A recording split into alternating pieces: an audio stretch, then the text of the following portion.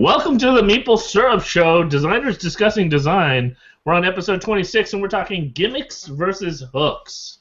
And we're not talking about like sweet hooks like music beats, because I know you're thinking that with Sen's DJ kit behind them, but we're not going there. Maybe during the after show, I don't know. But we're happy to have the one, the only, the beard of Dylan Kirk, and Dylan as well, back on the show.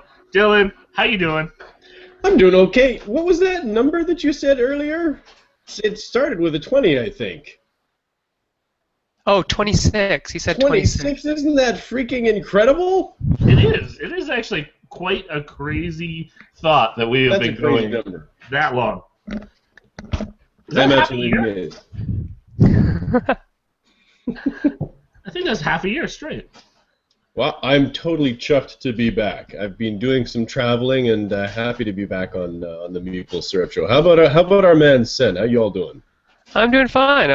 Just really busy. I was at the cafe tonight at the Cardboard Cafe in London, Ontario, Canada, playing a whole bunch of games, specifically ones from Level 99 tonight. Was teaching Pixel Tactics, Cell Swords, which is a really cool tile laying, well, not really, well, kind of tiles, flipping game, and Noir. So those were the three games on our teach list tonight, straight from Mr. Brad Talton.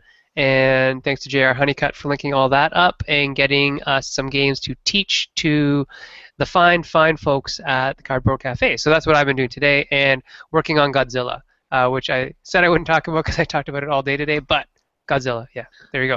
How about you, Daryl? What have you been playing on lately? It's actually been a week of just prototypes. I'm starting to feel the crunch of April coming up, and so it's like, oh, I gotta get these prototypes to a nice polished state. So I played a little bit of Monaco, which I'm co-designing with Yves Tournier. I got to play Pigeon Post, which I'm co-designing with a local designer, Adrian. And then I played a bunch of little card games I got working, like my code name, like Beaver Game and Squirrel Game, and you name it. So I have a whole bunch of rodent games. I don't know what's up. Apparently you like rodents. I'm looking for a retheme, but it just somehow worked for me. So who knows? Hey man, people like animals, especially the ones that explode and are cat-like young cats. Yeah.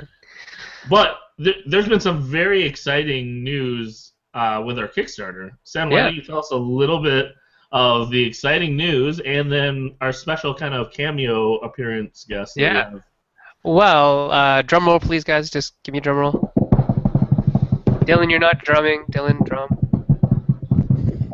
Okay, so we blew straight through 2 stretch goals just today. We were sitting at about 5,666 earlier. I don't know what it is, but we always end up with 666 on like every amount possible. I don't know. It's a thing. Spooky. Yeah, spooky. So we were sitting at 5,666, and then the fine folks at Toy Vault Games said, you know what? We'll back Meeple Syrup to the $7,666 level, which was amazing. And so we've got a whole bunch of stretch goals that we just kind of bypassed without even talking about them. So we're on our way to Origins, which is a great thing because neither Daryl and I have been there yet. And so we're looking forward to going there and doing a whole bunch of interviews, seeing what the intricacies of that convention are, how good it is for designers to go there, talk with people, talk with publishers, designers, reviewers, just fans in general, and get a whole bunch of cool content for you, the viewers. And then the other thing that we got was a wonderful stretch goal of ours is to get better lighting and sound equipment, and maybe even for certain people who are often our third host, Dylan, nudge, wink, wink, maybe get better camera equipment for him as well, so that that might be something we can do now that we've got all this wonderful funding. So thanks very much to Toy Vault, and we'd like to bring Toy Vault into the show. And here comes, oh look, cameo. Hey, it's Ed. Ed, hello. How are you doing, sir? Good. How are you guys? Good. Can you tell us who you are and what you do at Toy Vault? So I'm Ed Bryan, and I'm the game developer at Toy Vault, plus piles of other jobs there. That's I've been there for 2 years now. excellent. And I'm gonna follow up, Ed. I've met you actually a couple times through different conventions and such, and I know actually that you're developing a game with Sen and J Ray now. But could you tell us a little bit about the back catalog of Toy Vault, and then also what you're currently working on with Sen? Yeah, sure. Well, we've been making games for a while, but they're pretty much non-gamer games for a while. About 2010 or 11 is when they really started to decide they wanted to try to make games that appealed to the gamers. And probably their first release was Godzilla Kaiju Wars in that style. And as a first release, they made some mistakes, and it's not as good as a product as we'd like. But there's second edition rules out there now that are much cleaner and make it easier to play. Then next, we worked with Richard Borg on Abaddon, which is a kind of a Commands and Color style game. A lot of fun. Big space age mechs fighting. I had a great time with it with my sons. And then we did with Tom Lehman and Joe Huber, we did Starship Merchants, which is kind of a light, really light 18XX style game in terms of there's like a train rush like 18XX, but no stock market. Then we released my card game, Firefly Out to the Black, which is a co-op card game set in the Firefly universe. Very popular. Did very well. We just sold through our first print run about a month ago or so. We're very excited about that. It'll come back soon. And then we also have this new game that just came out a little while ago. Woo! I don't know who the designer of this I like was. that game. I just Who did that game? I've never seen it. I don't we're know. really happy with this game. I fell in love with it when Sen showed it to me. God, what was it? 2 years ago? Almost 3 years ago. It's been a while. Yeah. And it's been through many iterations and trials and tribulations, but it's finally here, and we're really excited. It's definitely moving well, and we're hoping it's people for many years to come. I was seeing. We got 2 more Firefly games coming out.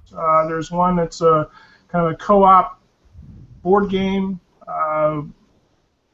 Hunt through derelicts and find salvage and things like that. And then there's our attempt to recreate a game they played in the episode, Shindig, which is a little gambling game. So it's not really a gaming game, but it's more of a gambling game. That's about it. So. Actually, Ed, I just wanted to ask. Tons and tons of questions. Yeah, well, I just wanted to ask Sure. what other licenses you guys have got that you haven't covered so far. We got quite a few. So we got Godzilla, we got Firefly, we got Princess Bride. One of our first games was Storming the Castle, and it's one of our best sellers. It does very well. We also do Labyrinth and Dark Crystal, so Jim Henson movies. We can do Farscape, another license, and I'm always forgetting one. Monty Python is another license. And what am I forgetting? Anything? I think it's all of them. Well, it's not really a license. Pretty braggable list, I gotta say. Stuff as well. Yeah. That's awesome. So, Ed, 1 second. I'm just going to show something on screen. This is the tall card game that you're talking about, right? Yes. Okay. Can you explain how it works? Sure. In the episode 4, there is a 15-second scene where they're playing a gambling game for chores on the ship. So you don't really see much of the game. Like I said, there's like 15 seconds of dialogue. So we created the game. And it's basically a 5-card draw poker variant. What I did with it is I took the deck and kind of melded an Eastern and Western theme that you see in that show. So the suits, for example, we have a Mahjong suit. Actually, I have cards here I can show show you. So I have Oh, cool. a bamboo suit, and then we got other suits, like traditional diamonds on it, and then we also have special dragon suits, which you cannot see. The play is very similar to 5-card draw, but the deck composition is a little different. So things like flushes are actually a little more common than straights. So the odds are reversed a little bit. And because the deck composition is different, there's also various different hands you can have. But the standard rules are very 5-card draw feel. And I'm currently working on a stud version. But there's also prominent within the scene is a mention of a tall card, which is kind of a wild card marker. So you'll turn over a tall card, and I'll have a suit or one of the dragons, and that will modify certain hands depending on whether you claim it or don't claim it. So, sounds awesome. I love poker, so anything that's close to poker, I'm in. So Literally. That should be here soon, so I'll definitely have at least a production proof for you to look at it together. Awesome. Well, Ed, again, we just really want to thank you for popping in, representing Toy Vault. Is a really big day for us to have a major sponsor, and so we really wanted to just get you on the show at least quick so people recognize you. I'm sure we'll have you pop in from time to time throughout the year and give updates, and or through us, people will hear about what exciting things are coming up through Toy Vault as well. But I want to say thank you. You're welcome to stay in the show, but I'm also going to invite our other two guests, so you can use this as an escape moment if you like, Ed, or if you want to stick around, you're welcome to stay. I wanted a couple of things to say. You guys are please. really close to the 8,000 goal, and I'd like to see it hit, because I'd like to see a promo for But Wait, There's More. Yeah, absolutely. Yeah, absolutely. Watching out there that haven't pledged, please do. Get us up to 8,000. We took you quite a ways there, but you basically did all the heavy lifting. So hopefully now people can get the little cross the little finish line now. Yeah. Okay, so who else do we have in the mix now? We have Mr. Adam P. McIver over there from he is the creative director and a cool guy from his new startup called the Creative Department. And we also have J. Alex Kevern, who is a game designer. You may know him from such games as Easy Breezy Travel Company and things like that. So today I think we're talking specifically about gimmicks and hooks. And Ed kind of gave us a really good intro to that with IPs, with really blockbuster, totally geek material, intellectual properties like Firefly, like Princess Bride, all that types of stuff. What else, when we think about hooks and gimmicks in board games, what do you think of, and what have you seen out there? Adam, let's start with you. Sure, yeah. Off the top of my head, things like Hanabi, the first time someone begins to describe Hanabi to you and they say, but the cards are backwards, that thing that you just kind of immediately catch on to, that are really going to motivate you to want to play that game, things that get people excited, or what I can consider hooks. So it could be something that's a mechanic, it could be something that's a specific theme match with the mechanic. It's one of those things that's kind of hard to put your thumb on exactly what the hook is in a lot of games, but it's just something I feel like that's a special spark of a game that makes you excited about the game. If that makes sense.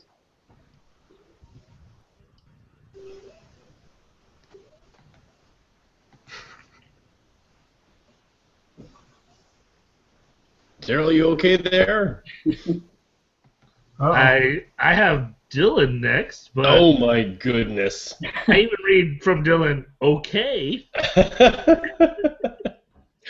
Okay, I wanted to talk to Alex actually, because it seems that the gimmicks are like can be flavor of the month kind of things, like zombies or what have you. What are you seeing as kind of the next big thing in game gimmicks?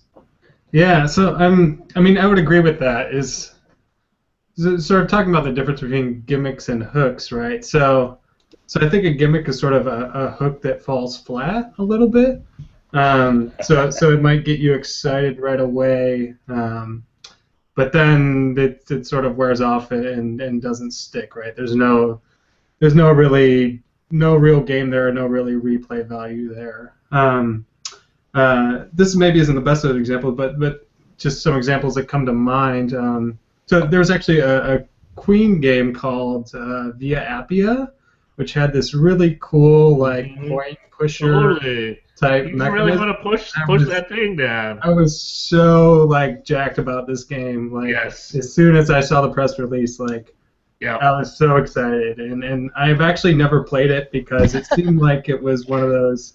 Once it came out, it sort of like fizzled and. Don't play it. I'm sure it's a perfect fun game. I mean, It's perfect in your mind. Don't play it. Don't play it. So I'm gonna preserve that ideal of just a super cool like coin pusher type game.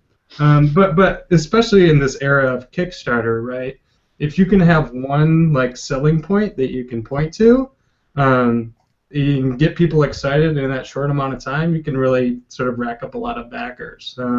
So there's this one game called The Agents, I think, where the big hook there was that you had these double-sided cards, and you play a card and it does something to you, but it does something to your opponent as well. And like people got it immediately, and then I got excited about it. I backed it, and I think it's just sort of the steamroller thing that if you can get people excited and have this thing that people can sort of latch on to, sort of like Adam was saying, it can be a gimmick, but if it actually pays off in the gameplay, then I think it becomes a hook, and it's something that really fills a niche that maybe other games don't.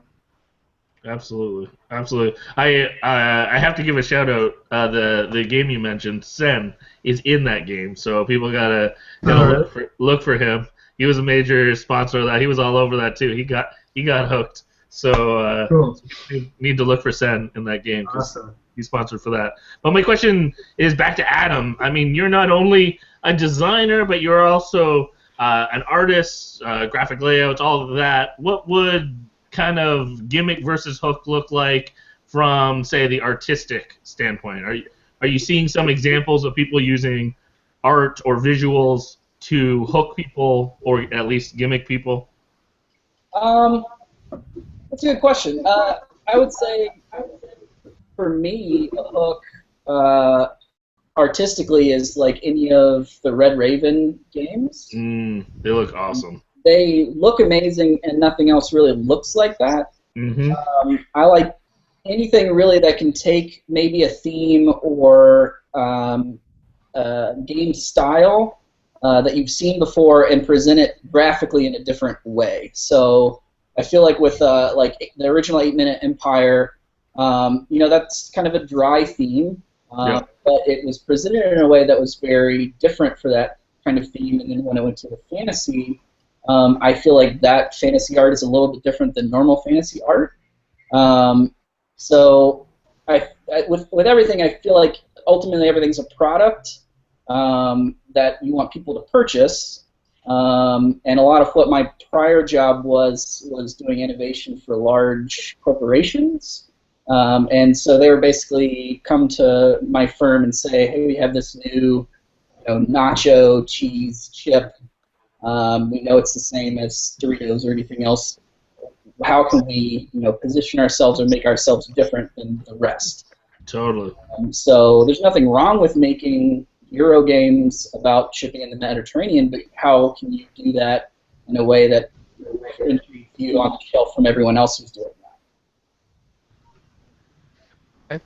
So, Ed, from a publisher standpoint of view, what are you looking for in a design when it comes to that hook, that thing that's going to grab people, first and foremost? In a design, it's hard to hook in a design because you have to get them to play it, right? Where I think his hook is the graphic look, miniatures, plastic of some sort. To me, that's more of a hook. A design, I have to sit there and tell you how it plays, and the hook within the design is a meteor process. Right. So but when I'm looking for something unusual, something I haven't seen. I've been playing games for 40 years, 35 years, so I've seen a lot. And I get many submissions, and I go, okay, this is basically this game, and that's basically this game. So that's what attracts me. It's like when I see something that I haven't seen before. Dominion, good example, is really hadn't seen anything like Dominion. I remember playing an early prototype version of that and going, wow, this is going to be great. And it was. Yeah. I wanted to ask you a question just first, Ed. If there is a prototype in front of you, does it need a visual hook? Because you're saying you have to see it, but then you're talking about you have to play it. So really, what gets you? When I'm looking at it, no. I mean, I'm sure unconsciously it helps if the prototype looks pretty. But for me, it's purely unconscious. I really try to look at the design when I'm evaluating the design put in front of me. I'm looking at the design. The hook, the gimmick, the artwork, that's all going to come from Zach, our artistic director, right? And his team of artists. So we rarely, we've had one game where the designer happened to be an artist, and we used some of his work on the game. And actually, it was kind of a bad experience for us, so we probably will never do that again. So any artwork that a designer gives us, the game designer gives us, we're not going to use. Okay. So if you're presenting to me, I don't really care how it looks as long as it plays well. That's what I care. But wait, there's more prototype was not pretty by any stretch, and didn't stop me. Great. All right, Dylan, over to you. Yeah, I wanted to follow up with Alex, actually, because we kind of talked about artistic hooks and thematic hooks or gimmicks, and yet there are mechanical gimmicks as well. And, I was actually just kind of joking about Trajan and the Mancala and the wall and put it together, and I don't know, but tell us about mechanical kind of hooks or gimmicks. So it's funny you bring up Trajan, because that was one of the inspirations for Gold West, which will be coming out later this year from TMG. It uses that similar type of Mancala action. It's more of I would consider it a breadcrumbs action, because stuff actually comes out and goes in, but it has that similar idea where you have to leave something behind. This is also a great example of Adam and the creative department's work.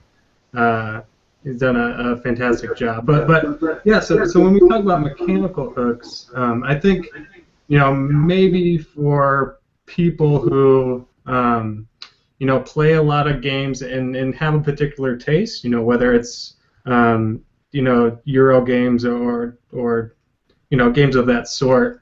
A mechanical hook could go a long way, right? So people have played a lot of games, they want to see something new, and they want to sort of interact with games in a new way. So I think, so Trajan's a great example. When I think of, Seven Wonders sort of combines a lot of different hooks. It obviously wasn't the first game to do the drafting. We had things like Fairy Tale, and I think there was an Eric Lang game even before that. But it has a hook in that it was sort of the first mainstream drafting game. But I think the main hook there is that it fills this niche, right, where you have 7 players or 6 players, and you have a half an hour, and you want to play a game with some meat on it. And I think that's the real hook there, is that this is the game that you can play with people who want to play, a strategy game, but you have 7 people and you don't feel like splitting into 2 games. So I would agree that there's lots of different types of hooks. You mentioned Dominion being sort of that uniqueness hook, but I also think there's a mechanical hook there where that when you buy the points, they go into your deck, right? So I think Dominion would be a very different game if you bought point cards and they just sort of sat out in front of you, right? So there's that whole timing aspect of, this is going to clog up my deck. When's the right time to buy points? And that whole thing that really keeps you, it's sort of that extra layer of elegance that people who have an appreciation for games appreciate. And I think those are the types of things that take things from being gimmicks to being then hooks that continue hooking, I guess. Absolutely. I have a question for Adam. This is actually from one of our viewers. And again, I just want to give a plug. Anyone, if you have questions, feel free to post them on YouTube or send us a tweet. Dylan's keeping an eye on the YouTube. I'm keeping an eye on Twitter. So just send them our way, and we'll try to get to some of them. If we don't answer all of them on the show, maybe we'll talk about them during the after show. Or they just get chatted about during, online as well, so just join the conversation. Sometimes some of the best conversations happen on the show, we hope, but sometimes some of the good stuff is also going on everyone who's watching. So this question's from Bill Corey, and I think you have some connection with him, Adam, so you can also mention maybe a plug. He is threatening to kick your butt if you don't mention something. I think you know what I'm talking about. But the question is, when designing a game, do you generally start with a theme and design mechanics around it, or vice versa? I mean, kind of that eternal question that every designer is asked. Yeah. Bill Corey and I have a long sordid history I won't go into, but just for anyone who doesn't know Bill is possibly the best teacher of games I've ever met. So when you sit down to learn a game with Bill, you will learn it, and it'll be correct, and it will go fast. Which is something that I'm never able to do. I always leave at least one rule out of every time I teach any game, Nice. Even one of my own. Bill is one of the people who run Gaming Hoopla, which is a con in Wisconsin, Cool. which is coming up here in April 24th, 26th. Go to gaminghoopla.com to get more info. It's one of my favorite cons to go to just play games, and there's good people there, and you just play games, which should be the point, but that doesn't apparently happen at most conventions. So his question, though, start with a theme and design mechanics around it, or vice versa. I actually, one of the reasons that I suggested this as the topic tonight, I actually try to look at the hook first, which is, for me, if I have an idea and I'm like, okay, yeah, you could do this with the mechanic, but what is it? What's the deeper connection? Yep. If I can't figure that deeper connection out, then I personally don't get interested in designing the game. So I just kind of put it into a folder of mechanics that I might eventually want to throw into a game or use. But for instance, for Coin Age, the whole hook is right there. It's a game that fits in your wallet. You play with pocket change. And that's, I think that's why everyone caught on to it, and it blew up as much as it did. So hopefully further games from me coming down the road are going to kind of mimic that. But yeah, I would say I've never thought like, oh, let me make a game about trolls, and how would that work? I would have to think, why would people care if I made a game about trolls? Like, what is it about this troll game, right? So, absolutely. I just want to follow up as well. Big thank you to Adam, I want to say on air, because we do have as a reward, hopefully that will unlock during the Kickstarter campaign. But Adam graciously drew Coinada, or however we say that. Coinada, and it is awesome. You can see like preliminary sketch work of it on our Kickstarter. Check it out. We're probably, and we're gonna probably announce this a little later, but we're gonna lower those amounts just slightly because we were a little too ambitious about how many people it would take to unlock them. So we're gonna lower those amounts because we really want people to get these, and plus we just want it to be exciting so that we can give people stuff. So stay tuned, and we'll mention what the number is going down to, so that everyone has still, you got to do a little work still, but I did want to mention that. But Dylan, you have a question for Ed? Yeah, I wanted to go straight to Ed on this one because from a kind of a publisher's perspective, let's actually kind of get into some stories about hooks that you've had in that really convinced you about a game that made you want to buy that game. Phew. Oh, tough questions. Well, for me, I'm a little unusual in that theme is very important, right? Everything we do is tied to an IP. It has to be tied to an IP. So if you show me the best abstract game in the world that I love and will play to death, I won't get it because I can't tie it. I can't tie it to Princess Bride or Firefly or whatever, or I don't want to. I have to feel like I'm in that universe when I'm playing the game. I mean, I had a Starship pick-up and delivery game I actually really liked, and they wanted to put it in the Firefly universe. I'm like, well, Firefly is not about trading stuff. That's not what the show's about. So it just didn't work for the license. So I'm looking. When I look, I'm going, do I feel like I'm in that universe? If I'm in a Monty Python, is it surreal and is it funny? If it's Princess Bride, is it kind of fantasy and humorous and playing with the tropes? If it's a Firefly, do I feel like I'm a rebel fighting against the system? That's what I look for when I'm looking for a new title for us.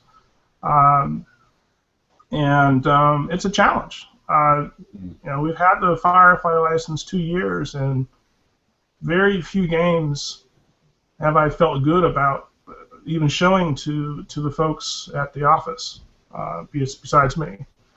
So if you're out there and you have the perfect Firefly game and you think it has theme, send it to me. So. Do you have some story that kind of stands out in your mind of a particularly good pitch? Someone who made a good pitch that really lined up with an IP for you? No. Make it simple. The first Firefly game I designed, so I don't really have a good story on that one. So the second Firefly game actually came from our artistic director, and we kind of massaged it and made it good. I don't have a good story of someone pitching me something. Oh. Uh-oh. Did we lose him? We may have. We may have lost Ed. All right, so we're going to keep on going and hope he pops back in. Let's go over to Alex. Alex, so we've talked a lot about hooks and gimmicks. One of our IPs. Oh, here he's back. Am I back? Yes, you dropped out for a second. Yeah. Okay. So, did I answer your question?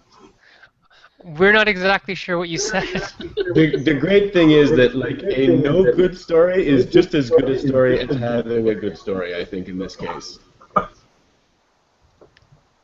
Oh, I think next year I'll have Ed's feed's getting really choppy, so. Yeah. All right, well, I'll sign off and kill my internet provider. Awesome. All right. We'll see you later. Thank you very much. Bye-bye. All right. So, Alex, let's talk about hooks in your game specifically. So, in this one here, let's call up a screenshot of this bad boy. Okay. Bam. Easy Breezy Travel Agency. Mm-hmm. What's the hook? Yeah. So the hook here is so you have essentially a set collection game where you're cashing in sets of passengers who want to go to the same destination. The longer you wait, the more the trips cost and the more commission you can make as a travel agency. But you also have a sort of fixed amount of cards you can hold in your hand, and the rest are sort of available for the other players to sort of snatch out of your waiting area. So the hook is very much a timing thing, so you're watching things get more and more valuable, and then it's all about sort of finding the right time to then book that trip and collect those points.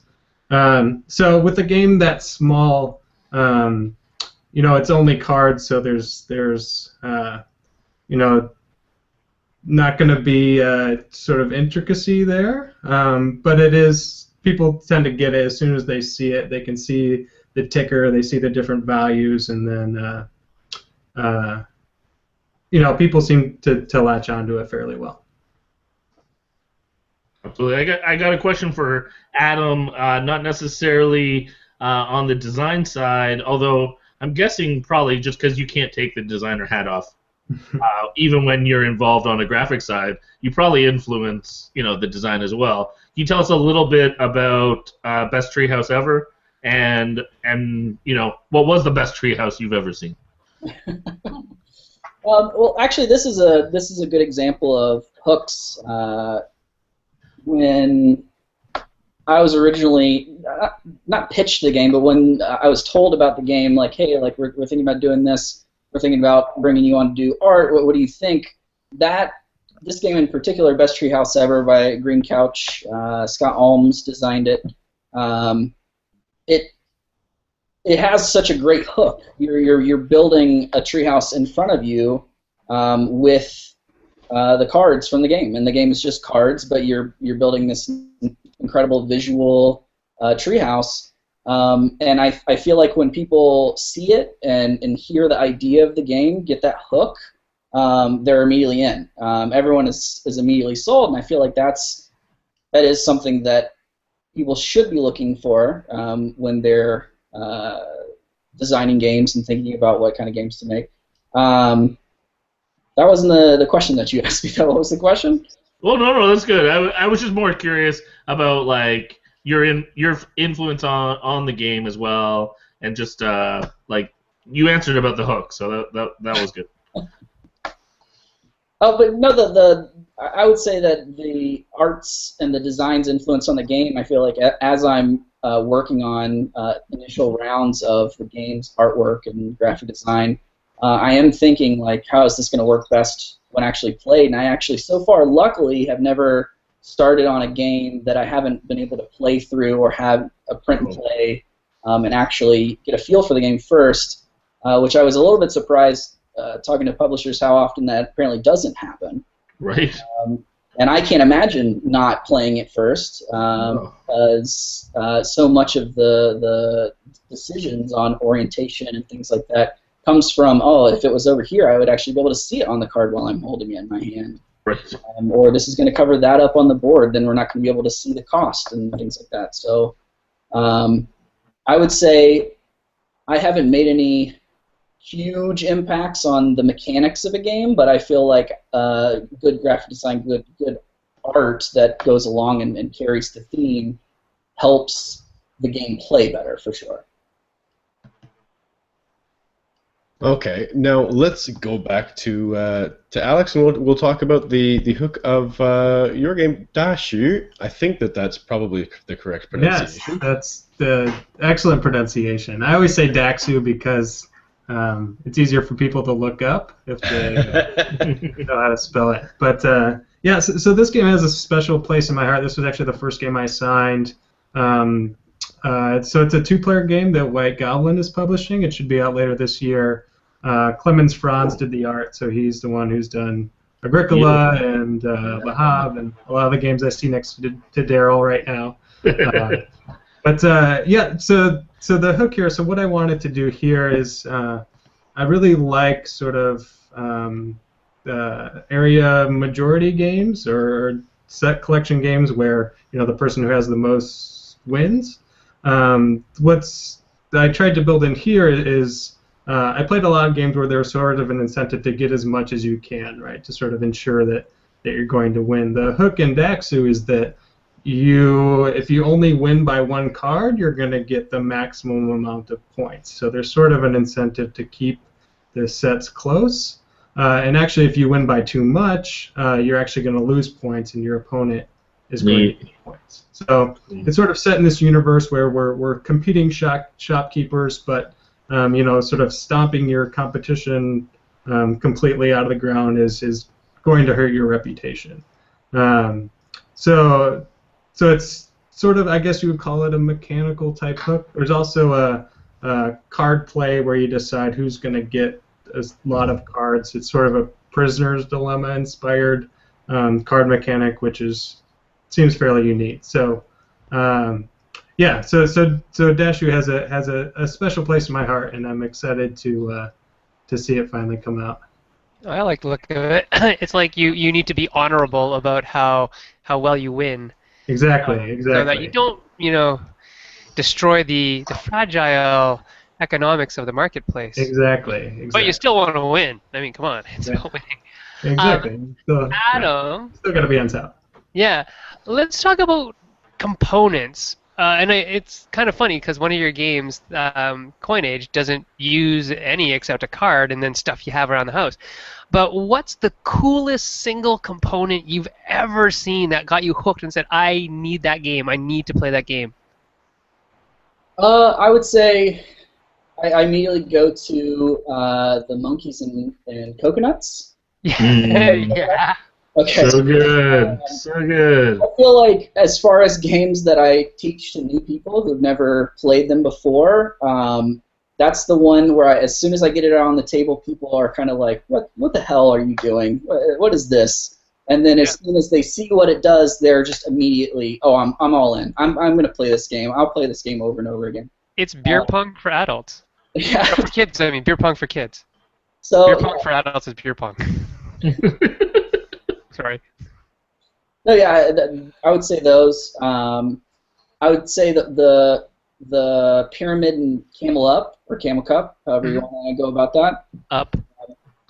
Even though it's essentially the same as drawing and rolling a die, it's so much more suspenseful. I would say even not necessarily that this was designed into it, that those times where someone pushes it over and then picks it up and there's nothing there, that's totally amazing. The best. That isn't intended, but it's fun. However that works. Yeah.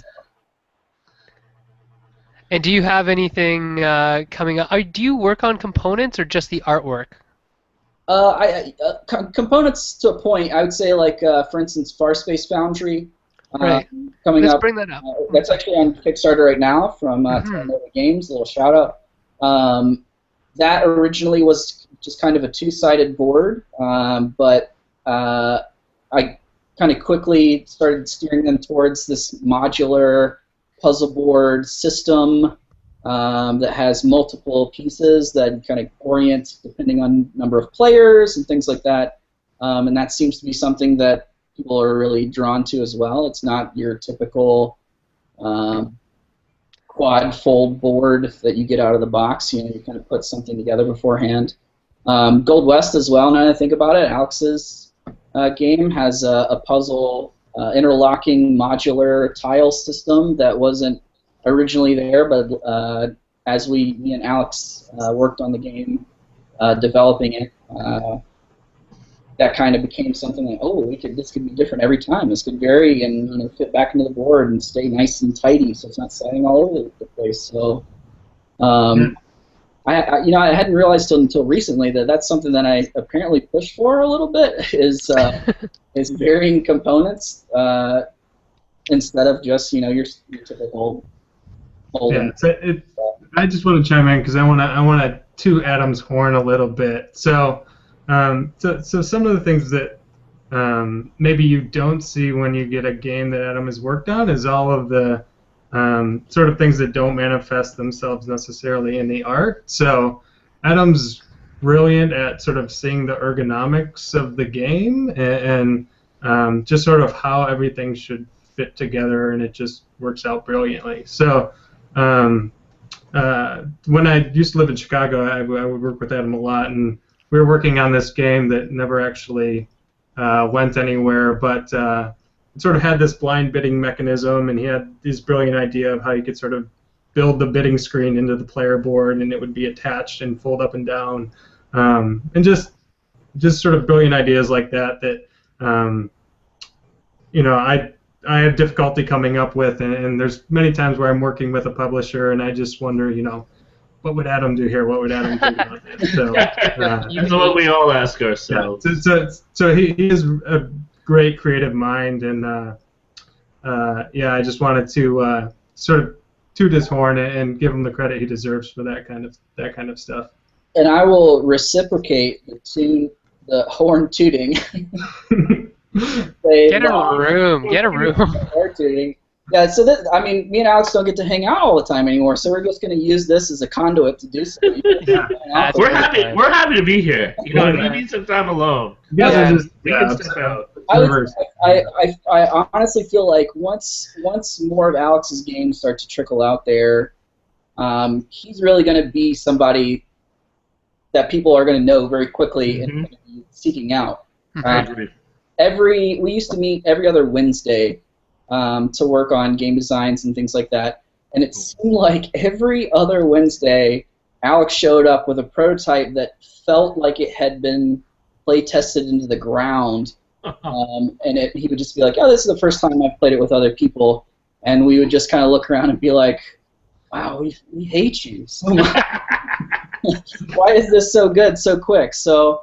Like Dashu, I love that game. I got to play it, I think, like 2 years ago, I would say, and was just immediately enamored with it. And it's just a beautiful two-player game. So yeah. All right. So I'll stop now. I'll jump in because I agree, and I don't even know Alex as well as you. I got to play 2 of Alex's games at Unpub, and they were phenomenal. So I want to kind of ask about both of them and see if you could give us a little tidbit, tell people a little bit about them. We can obviously talk about the hook of them as well, but I thought they were wonderful. The one was with Foxtrot, I believe, and you're still figuring out the name, but it was like Amber Way or something about kind of like the road to the Empire or something like that. And then the other one was Villa Caribbean, right? Both. Yeah. Side note, people have to play those games. They are awesome. So. No, I appreciate that. So I guess just a little, I'll say a little bit on each. So Amber Way, so that was sort of my prototype name. We're still working on the final name. But it's with Foxtrot Games, who has been absolutely fantastic. So they did Lanterns. I know you guys are... we're big fans of Lanterns. So I played Lanterns at Gen Con last year, and so absolutely love it. So talk about a game that has a great hook, right? You place a tile, everybody gets a card based on which way it's facing. So I absolutely loved that game and sort of wanted to pitch something to Randy after playing Lanterns.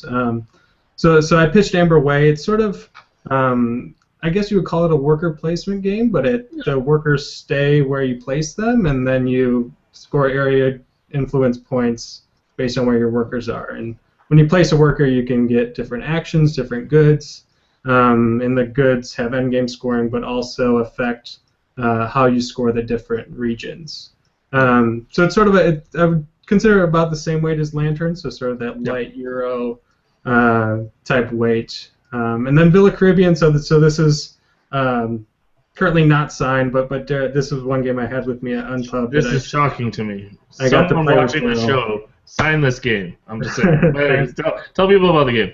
Yeah, so it's sort of a dice rolling game that has, I guess, a rondelle type thing that you have ships that sit on this rondelle, and you score points when your ships visit your different villas that you're building out on the board.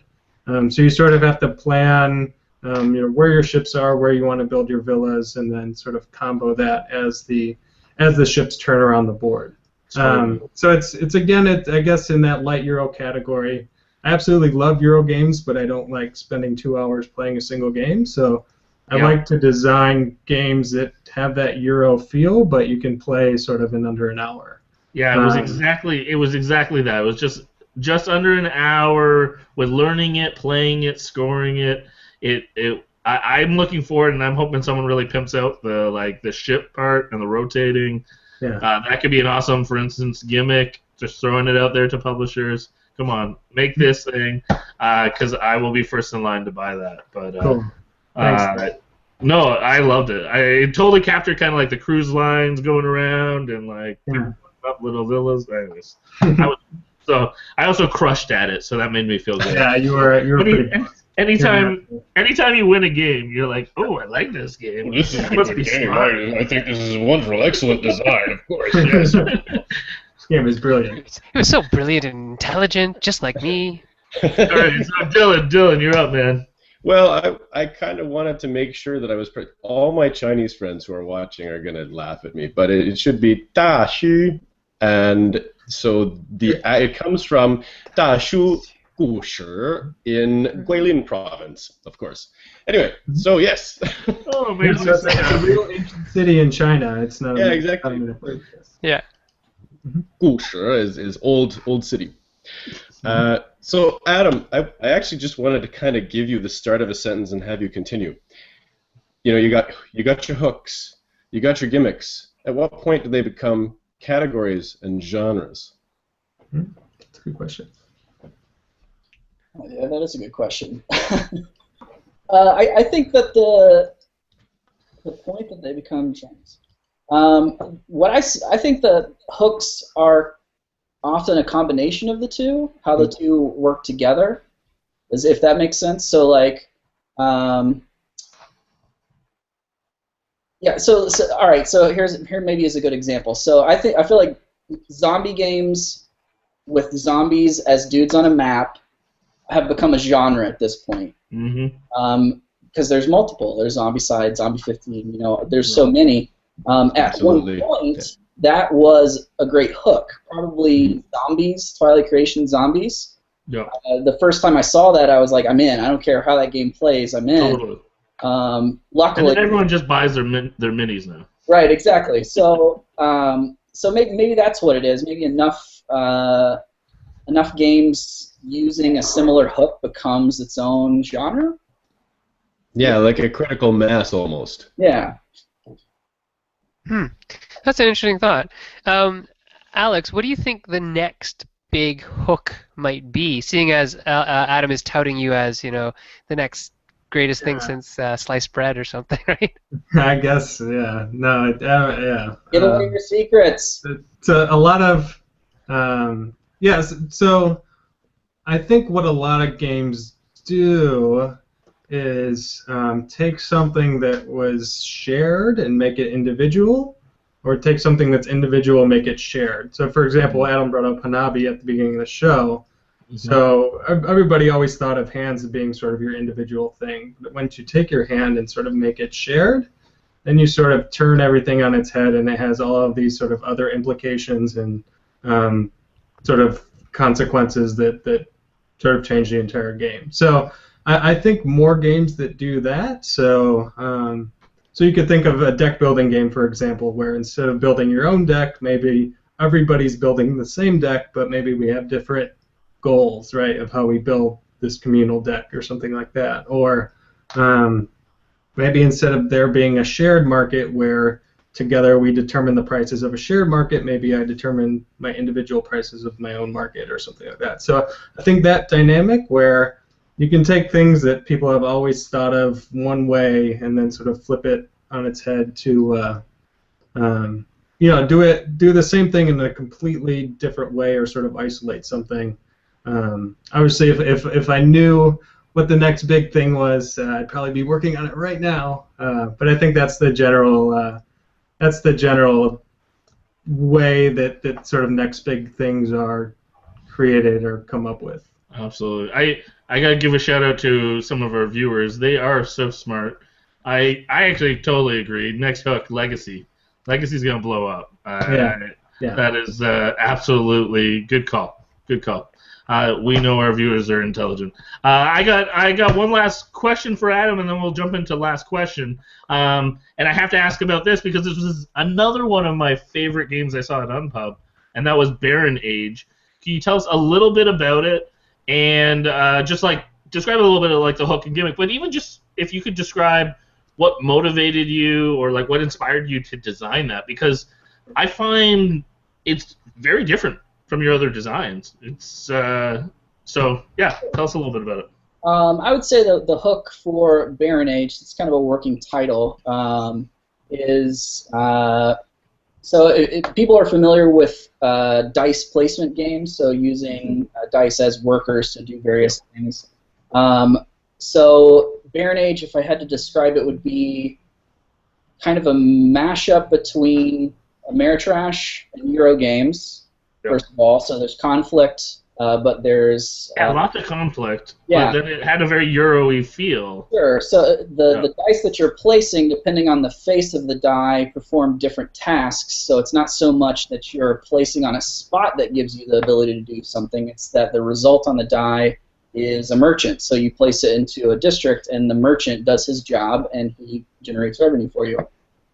So it's a worker placement game with dice that control areas with hidden goals that are cards that are people that you're trying to get their influence to become the king of the city. So it's different. I think that's what I'm trying to do, and why maybe I don't get as many games out there as so many of my friends do.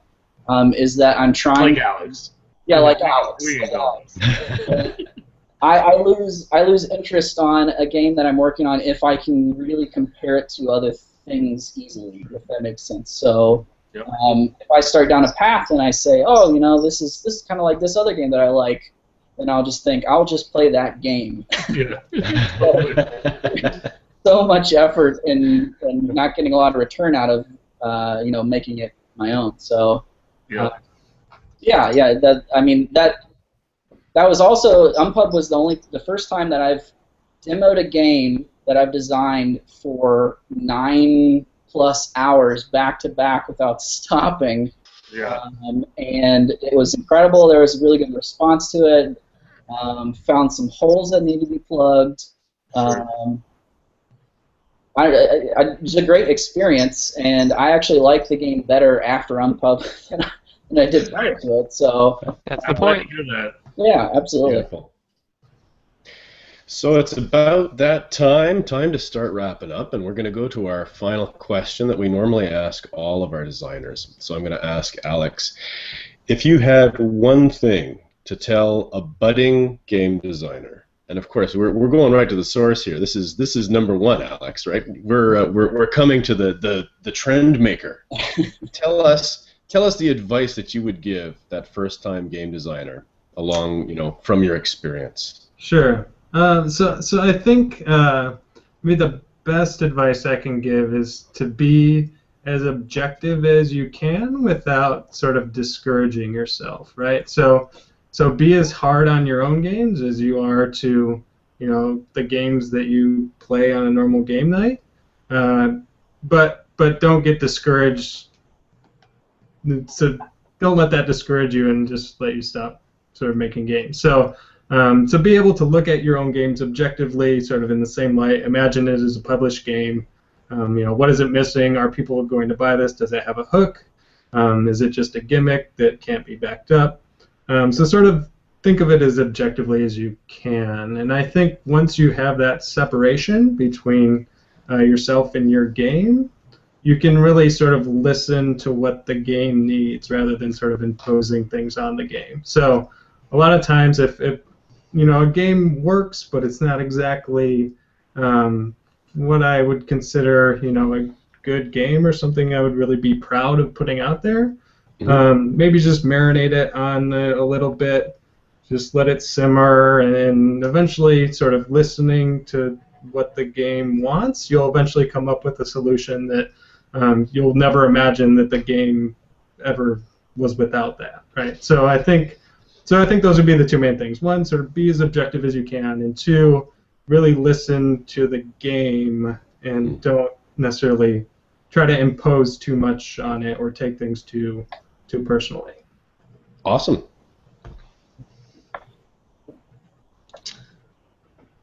Hey, Sen. Are you there? Oh, Sen's gone out. Sen's audio is not there.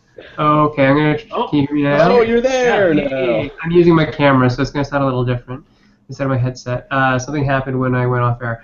Adam, this is the last question for you, buddy. So if you were talking to a new designer who would come up to you and say, hey, man, I love Coin Age. I'm trying to design my own games. What kind of advice can you give me? What would you tell that person to their face?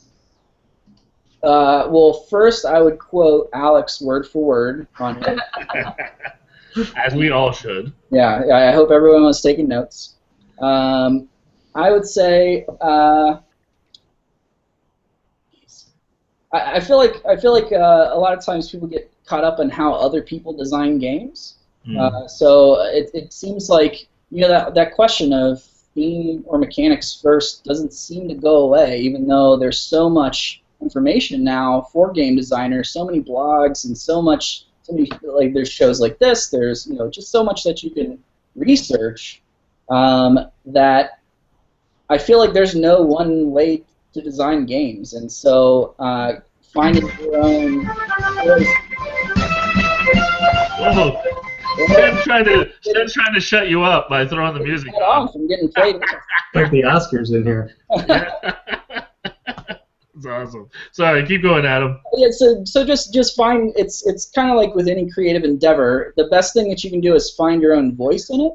And so if you're designing a game, if I design a game that feels like a game that Alex designed, well, first of all, I'd be happy about it, I guess. Yeah, I was just gonna say, sell that puppy. Yeah. I mean, then I know I'm gonna have that game signed. Yeah. No, but if I make a game that I feel like feels like another designer, then what am I really putting out there? This is a form of expression. We could talk about it being an art form and things like that, but it is. You're putting something out there, and make sure that you have your own voice. So don't go about it the same way that you think it should be done. Just make your game, and I think people are drawn to when they can really tell, like, oh, this feels like a so-and-so game, or this feels like whoever. So. Totally. Great advice there. Thank you both for being on the show. I've been actually very excited for a while to have you both on the show. We really appreciate it. I also just want to give a shout out for next week's episode where we will have Rob Lundy on, and also friend of Dylan's, Ariel. How do I say his last name? Sewani. Sewani? Close enough. Close enough. But two fantastic artists, illustrators, and we're going to be talking more about specifically focusing on art and design and how that influences maybe your prototypes or how you pitch your game to a publisher or watching your game get developed, all that kind of stuff. So another fantastic show next week. And also, I got to give a plug for our Kickstarter because we only have 4 days left. That's right, it ends on Sunday. So keep an eye on there. And we